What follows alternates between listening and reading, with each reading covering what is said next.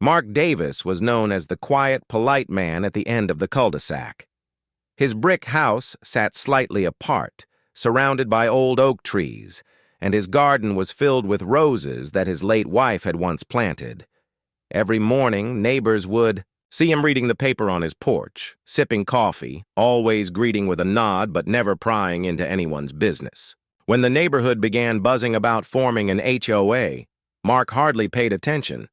He had lived there for 15 years without trouble. Why would he need someone else telling him how high his grass should be or what color his shutters must remain? But soon, colorful flyers began appearing in every mailbox.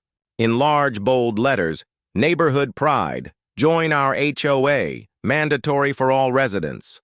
Mark frowned. Mandatory? That doesn't sound legal. One humid evening, the knock came. On his porch stood 3 people in polished clothes, clipboards in hand. At the center was Karen, the self-appointed queen of the neighborhood. She spoke sweetly, too sweetly. Mr. Davis, we're thrilled to announce our new HOA. Membership is mandatory. Dues are $350 a month. You'll sign here, of course? Mark folded his arms. No, my property deed doesn't mention an HOA. I bought this house free and clear. Karen's smile faltered. Everyone else has signed. Don't be the odd one out. It's for the good of the community. Mark's reply was calm but firm. The good of the community isn't forcing people into contracts they never agreed to. My answer is no. The air grew heavy. Karen leaned closer, her voice low and sharp. You'll regret this, Mr. Davis. You're either with us or against us. From that day forward, small aggressions began piling up. His mailbox was smashed in the night. Trash bags were dumped on his lawn. One morning, he found red spray paint scrawled across his fence. Bad neighbor. He received anonymous letters accusing him of endangering property values. A neighbor quietly warned him. Mark, at the HOA meeting, Karen called you a disease that needs to be removed. Mark clenched his fists. He could handle petty games, but he knew deep down these people were escalating. Weeks later, Karen returned. No clipboard this time, no sweet smile, just cold eyes. You've made this much harder than it had to be, she said sharply. This neighborhood runs on unity. You refusing membership is insulting us all. Things won't stay pleasant for you. Mark's voice didn't waver. I know my rights, and I won't be bullied. Do your worst. Her lips curled into a smirk. Careful what you wish for. It was a stormy night when Mark's world turned to ash. Rain hammered his windows. Thunder shook the sky. He had just returned from dinner when he smelled something sharp. Burning. He rushed into the living room and froze. Flames leapt across the curtains, devouring them in seconds. The fire spread unnaturally fast. Too fast. Someone had used accelerants. No! Mark shouted, grabbing his extinguisher.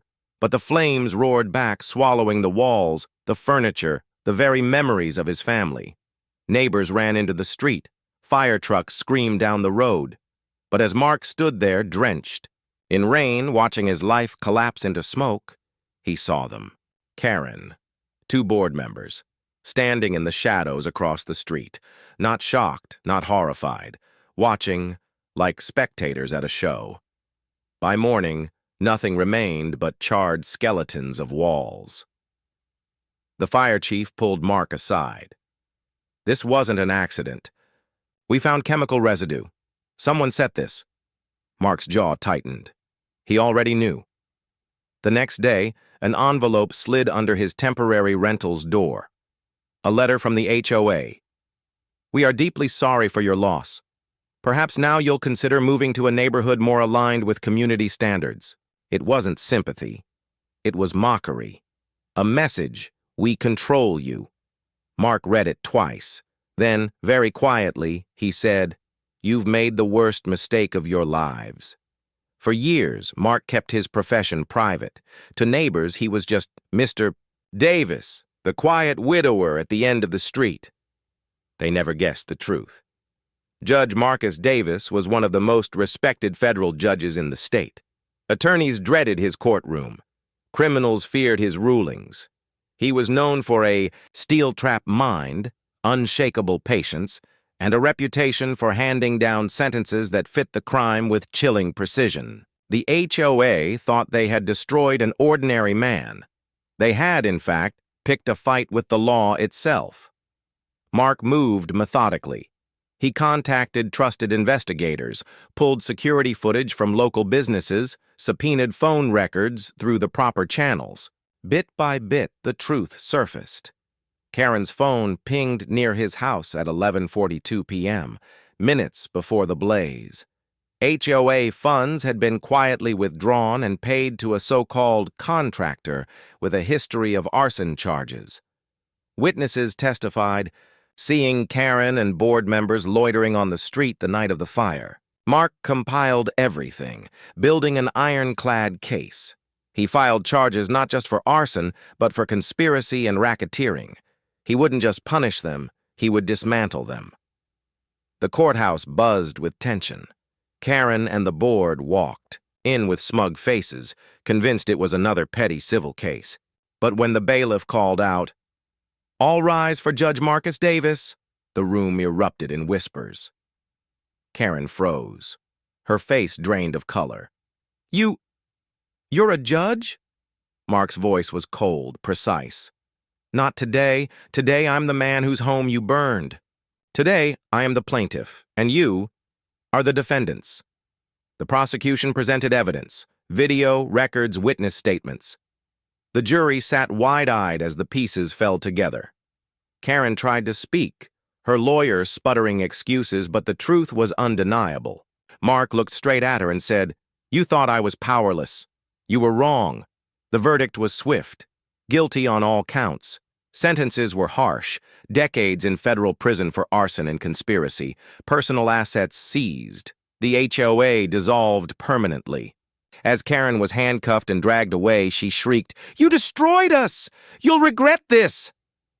Mark didn't raise his voice. He simply replied, "No, you destroyed yourselves. Justice only returned the favor." The neighborhood was never the same again. Without the HOA's iron grip, people lived freely. And the story of the HOA that tried to burn down a judge's house became legend, a warning whispered across communities. Don't cross the wrong man, especially not a federal judge.